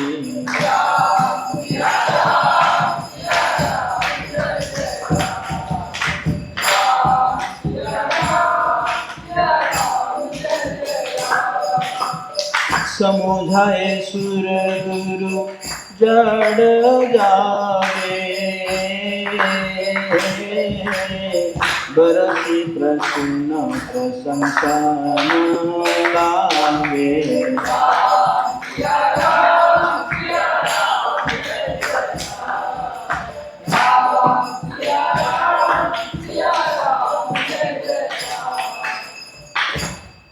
भरत जी और श्री रामचंद्र जी के मिलने का ढंग देखकर देवता भी भयभीत हो गए।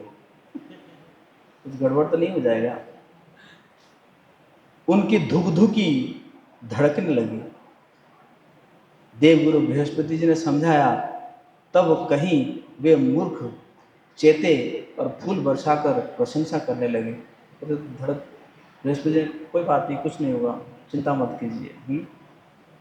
क्या टाइम हुआ अभी?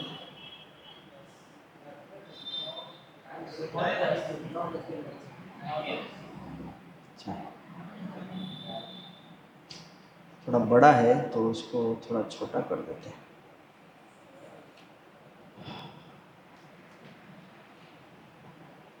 तो इस प्रकार जो है यहाँ पे मिलन हुआ, और उसके बाद फिर जब भगवान राम पूछेंगे कि बोलो पिताजी कैसे हैं, तो फिर भरत जी कहेंगे कि पिताजी नहीं रहे। तो पहले भगवान राम जो है वो मूर्छित हो जाएंगे, विलाप करने लगेंगे। फिर राम लक्ष्मण और भरत जो है मंदाकिनी नदी में तर्पण करेंगे, और उसके बाद फिर जो है चर्चा चलेगी कि क्या करना है ना।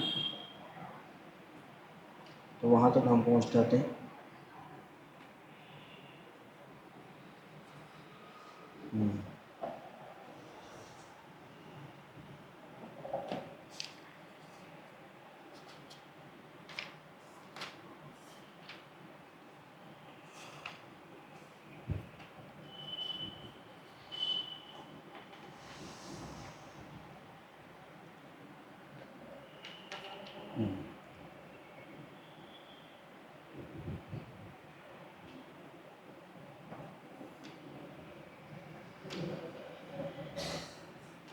कृपा निधान ने मुझ पर सांगोपांग भरपेट कृपा और अनुग्रह सब अधिक ही किए हैं। हे गोसाई, आपने अपने शील स्वभाव और भलाई से मेरा दुलार रखा है। हे नाथ, मैंने स्वामी और समाज के संकोच को छोड़कर अभिनय या विनय भरी जैसी रुचि हुई वैसे ही वाणी कहकर सर्वथा ढिठाई की है। हे देव, मेरे आर्तभाव को जानकर आप क्षमा करेंगे।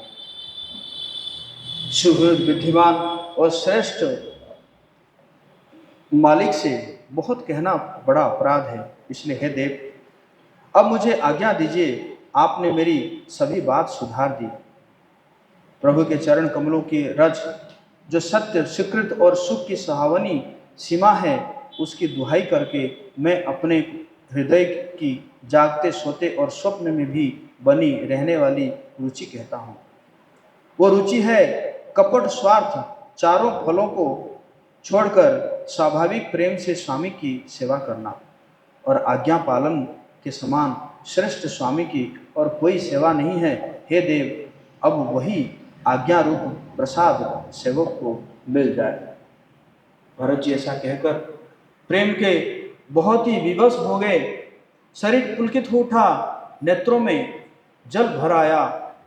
अकुलाकर उन्होंने प्रभु श्री रामचंद्र जी के चरण कमल पकड़ लिए। उस समय को और स्नेह को कहा नहीं जा सकता। कृपा सिंधु सन मानि सुवानी,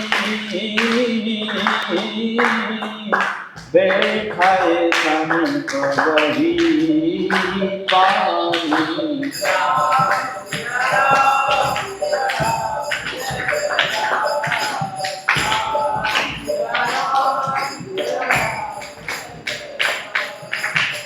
भरत विनय सुनि देखि सुभाव,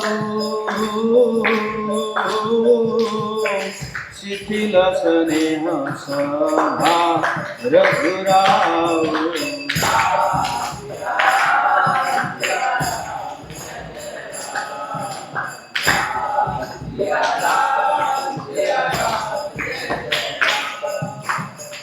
कृपा सिंधु श्री रामचंद्र जी ने सुंदर वाणी से भरत जी का सम्मान करके हाथ पकड़कर उनको अपने पास बिठा लिया। भरत जी की विनती सुनकर और उनका स्वभाव देखकर सारी सभा और श्री रघुनाथ जी स्नेह से शिथिल हो गए। श्री रघुनाथ जी साधुओं का समाज, मुनि वशिष्ठ जी और मिथिलापति जनक जी स्नेह से शिथिल हो गए। सब मनी मन भरत जी के भाईपन और उनकी भक्ति की अतिशय महिमा को सराहना करने लगे। देवता मलिन मन से भरत जी की प्रशंसा करते हुए उन पर फूल बरसाने लगे। तुलसीदास जी कहते हैं, सब लोग भरत जी का भाषण सुनकर व्याकुल हो गए और ऐसे सकुचा गए जैसे रात्रि के आगमन से कमल। दोनों समाजों के सभी नर नारियों को दीन और दुखी देखकर महामलिन मन इंद्र मरे हुए को मारकर अपना मंगल चाहता है। देवराज इंद्र कपट और कुचाल की सीमा है, उसे पराई हानि और अपना लाभ ही प्रिय है। इंद्र की रीति कौवे के समान है, वह छली और मलिन मन है, उसका कहीं किसी पर विश्वास नहीं है। पहले तो कुमत करके कपटों को बटोरा, फिर वो उचाट सबके सिर पर डाल दिया, फिर देव माया से सब लोगों को विशेष रूप से मोहित कर दिया, किंतु श्री रामचंद्र जी के प्रेम से उनका अत्यंत बिछोह नहीं हुआ। भय और उचाट के बस किसी का मन स्थिर नहीं है। क्षण में उनकी वन में रहने की इच्छा होती है और क्षण में उन्हें घर अच्छे लगने लगते हैं। मन की इस प्रकार की दुविधामयी स्थिति से प्रजा दुखी हो रहे हैं, मानो नदी और समुद्र के संगम का जल क्षुब्ध हो रहे हो।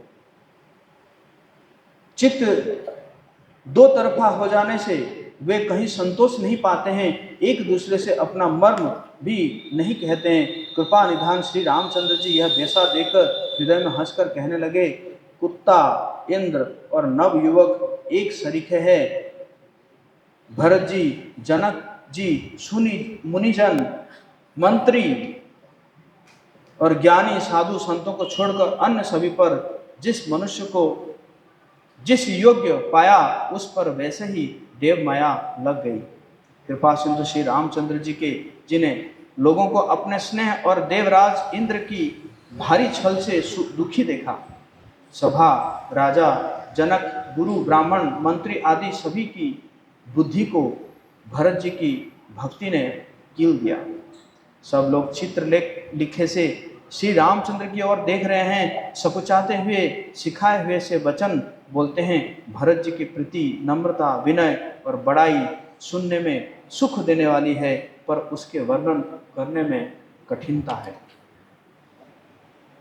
जिनकी भक्ति का लवलेश देखकर मुनिगण और मिथिलेश्वर जनक जी प्रेम में मग्न हो गए, उन भरत जी की महिमा तुलसीदास कैसे कहे। उनकी भक्ति और सुंदर भाव से हृदय में सुबुद्धि हुलस रही है। बोले जय श्री राम। परंतु वो बुद्धि अपने को छोटी और भरत जी की महिमा को बड़ी जानकर कभी परंपरा की मर्यादा को मानकर सकुचा गई। उसकी गुणों में रुचि तो बहुत है, बुद्धि की गति बालक के वचनों की तरह ही हो गई। भरत जी का निर्मल यश निर्मल चंद्रमा है, कवि की सुबुद्धि चकोरी है, जो भक्तों की हृदय रूपी निर्मल आकाश में उस चंद्रमा को उदित देकर उसकी ओर टकटकी लगाए देखती ही रह गई। भरत जी के स्वभाव का वर्णन वेदों के लिए भी सुगम नहीं है। मेरी तुच्छ बुद्धि की चंचलता को कभी लोग क्षमा करे। भरत जी के सद्भाव को कहते सुनते कौन मनुष्य सीताराम जी के चरणों में अनुरक्त न होगा। वैष्णव क्रिया मुद्रा विज्ञ ना बुझाए। तो तुलसीदास जी कहते हैं मैं कैसे समझूंगा भरत जी का क्या स्वभाव है। भरत जी का स्मरण करने से जिसको श्री राम जी का प्रेम सुलभ न हुआ उसके समान बाम और कौन होगा। दयालु और सुजान श्री राम जी ने सभी के दशा देखकर और भक्त के हृदय की स्थिति जानकर धर्म धुरंधर धीर नीति में चतुर सत्य स्नेहशील और सुख के समुद्र नीति और प्रीति के पालन करने वाले श्री रघुनाथ जी देश काल अवसर और समाज को देखकर ऐसे वचन बोले जो मानो वाणी के सर्वस्व ही थे, परिणाम में हितकारी थे और सुनने में चंद्रमा के रस थे। हे तात भरत, तुम धर्म की धुरी की को धारण करने वाले हो, लोक वेद दोनों के जानने वाले और प्रेम में प्रवीण हो। हे तात, कर्म से वचन से और मन से निर्मल तुम्हारे समान तुम ही हो। गुरुजनों के समाज में और ऐसे कुसमय में छोटे भाई के गुण किस तरह कहे जा सकते हैं।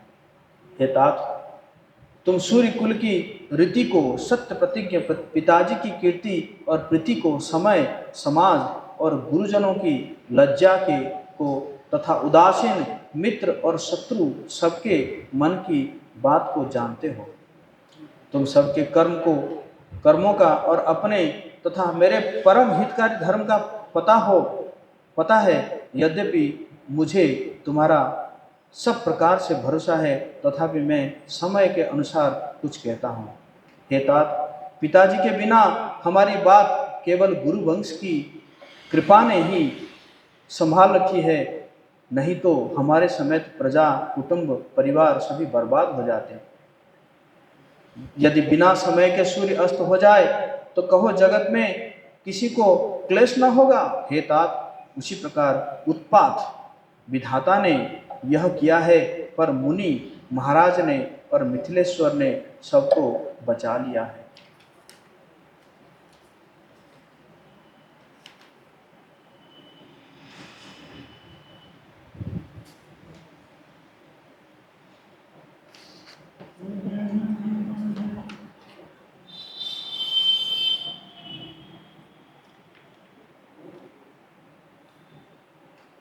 भरत जी ने 5 दिन में सब तीर्थ स्थानों का दर्शन कर लिए। भगवान विष्णु और महादेव जी का सुंदर यश कहते सुनते वो दिन भी बीत गया, संध्या हो गई।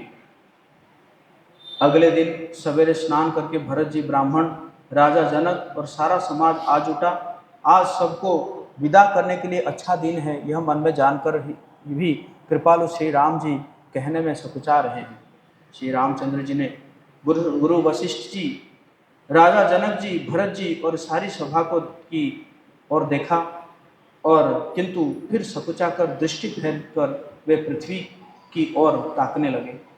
सभा उनके शील की सराहना करके सोचती है कि श्री रामचंद्र जी के समान संकोची स्वामी कहीं नहीं है।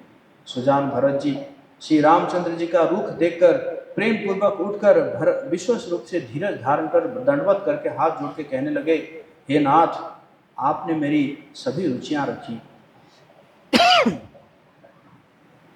मेरे लिए सब लोगों ने संताप सहा और आपने भी बहुत प्रकार से दुख पाया। अब स्वामी मुझे आज्ञा दे, मैं जाकर अवधि भर अवध का सेवन करूं। हे दीन दयालु, जिस उपाय से यह दास फिर चरणों का दर्शन करे, हे कौशलाधीश, हे कृपालु, अवधि भर के लिए मुझे वही शिक्षा दीजिए। हे गोसाई, आपके प्रेम और संबंध से अवधपुरवासी कुटुंबी और प्रजा सभी पवित्र और रस से युक्त है। आपके लिए भव दुख की ज्वाला में जलना भी अच्छा है और प्रभु के बिना परम पद के का लाभ भी व्यर्थ है। हे स्वामी, आप सुजान है सभी के हृदय की और मुझ सेवक के मन की रुचि लालसा और रहनी जानकर, हे प्रणतपाल, आप सब किसी का पालन करेंगे और हे देव दोनों तरफों और अंत तक निभाएंगे। बोले जय श्री राम, सीताराम लक्ष्मण मान की। मुझे सब प्रकार से ऐसा बहुत बड़ा भरोसा है विचार करने पर तिनके के बराबर भी सोच नहीं रहता। मेरी दीनता और स्वामी का स्नेह दोनों ने मिलकर मुझे जबरदस्ती ढीठ बना दिया है। हे स्वामी, इस बड़े दोष को दूर करके संकोच त्याग कर मुझे सेवकों को शिक्षा दीजिए, मुझ जैसे सेवकों को शिक्षा दीजिए। दूध और जल को अलग अलग करने में हंसिनी की सी गति वाली भरत जी की विनती सुनकर उसकी सभी ने प्रशंसा की। दीन बंधु और परम चतुर श्री राम जी ने भाई भरत जी के दीन और छल रहित वचन सुनकर देश काल और अवसर के अनुकूल वचन बोले। हे तात, तुम्हारी, मेरी, परिवार की, घर की और वन की सारी चिंता गुरु वशिष्ठ जी और महाराज जनक जी को है।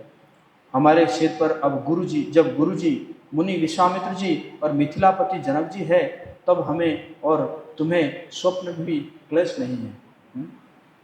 इसी प्रकार सेवकों को इसी प्रकार होना चाहिए कि भाई हमारे ऊपर तो अथॉरिटी है, सीनियर्स है, लेकिन मेरा और तुम्हारा तो परम पुरुषार्थ, स्वार्थ, सुयश, धर्म और परमार्थ इसी में है कि हम दोनों भाई पिताजी की आज्ञा का पालन करें। राजा की भलाई से ही लोक और वेद दोनों में भला है। गुरु, पिता, माता, स्वामी की शिक्षा का पालन करने से, कुमार्ग पर भी चलने से पैर गड्ढे में नहीं गिरता। ऐसा विचार कर सब सोच छोड़कर अवध जाकर अवधि भर उसका पालन करो।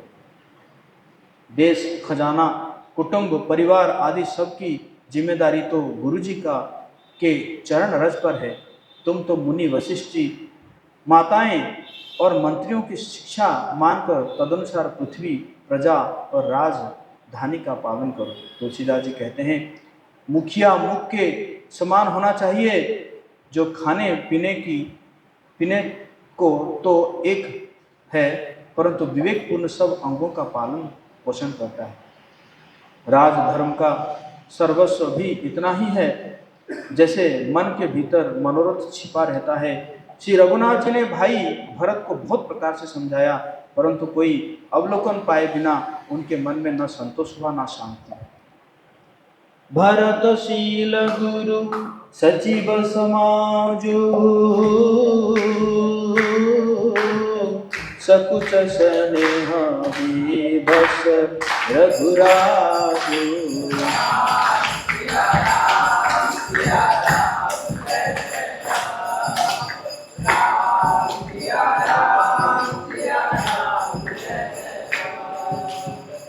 प्रभु करी कृपा पावरी दिन सादर भरत शीश धरि लीनी।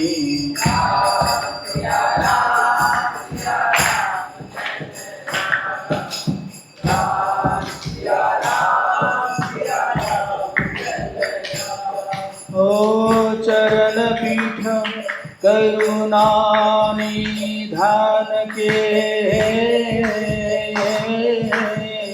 जनु जुग जानिक प्रजा पान के।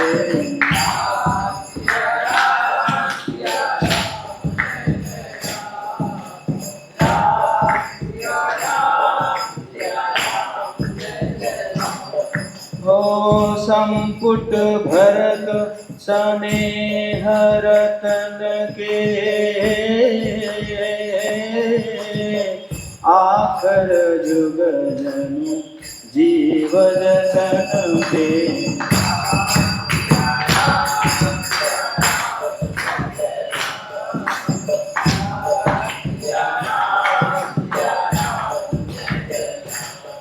अब समय आ गया निशानी लेकर जाने के लिए।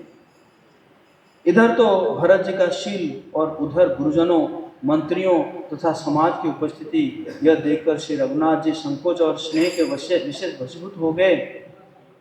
आखिर प्रभु श्री रामचंद्र जी ने कृपा कर खड़ाऊ दे दी और भरत जी ने उन्हें आदर पूर्वक सिर पर धारण कर लिया। जय श्री राम। करुणा निधान श्री रामचंद्र जी के दोनों खड़ाऊ प्रजा के प्राणों की रक्षा के लिए मानो दो पहरेदार है। भरत जी के प्रेम रूपी रत्न के लिए मानो डिब्बा है, और जीव के साधन के लिए मानो राम नाम के दो अक्षर है। पर जय श्री राम। राम भक्त ले चला रे राम की निशानी,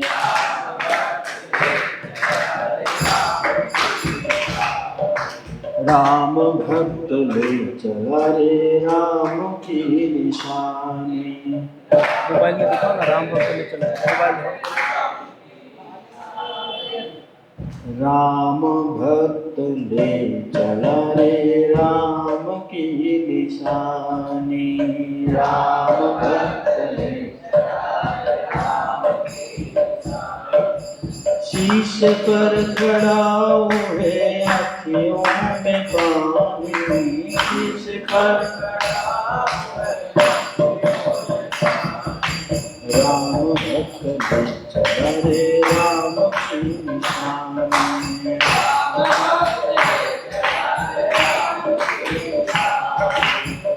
प्रभु कर कृपा पावेगी, सादर भरत शीश धरेगी, प्रभु कर कृपा पावेगी, सादर भरत शीश धरेगी।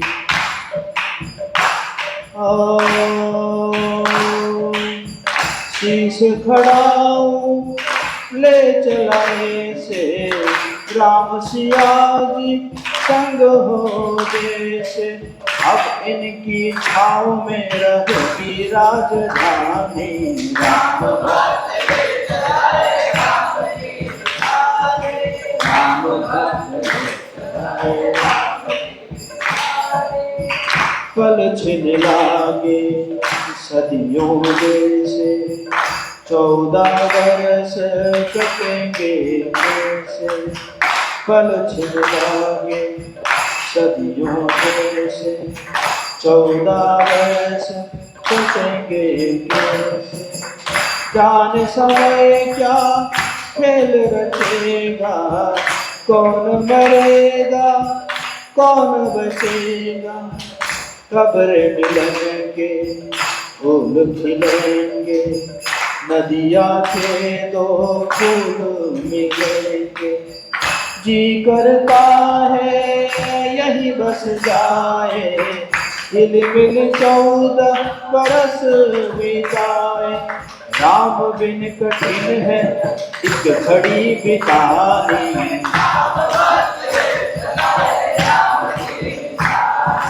राम भक्त ले चला रे, राम भक्त ले चला रे, हो तन बन वचन उमंग अनुरागा, धीर धुरंधर धीरज त्यागा, भावन में वह चल धीर वीर ज्ञानी, राम भक्त ले चला रे राम की निशानी। राम भक्त ले चला रे राम की निशानी, राम भक्त ले चला रे। ओ शीश पर खड़ा हूँ आँखियों में पानी, राम भक्त ले चला रे राम की निशानी, ओ राम भक्त ले चला रे निशानी, राम भक्त ले चला रे राम की निशानी, ओ राम भक्त ले चला रे राम की निशानी, ओ राम भक्त ले चला रे राम की निशानी, राम भक्त ले चला रे राम की निशानी, ओ राम भक्त ले चला रे राम की निशानी, ओ राम भक्त ले चला रे राम की निशानी, राम भक्त ले चला रे राम राम भक्त ले चला रे राम की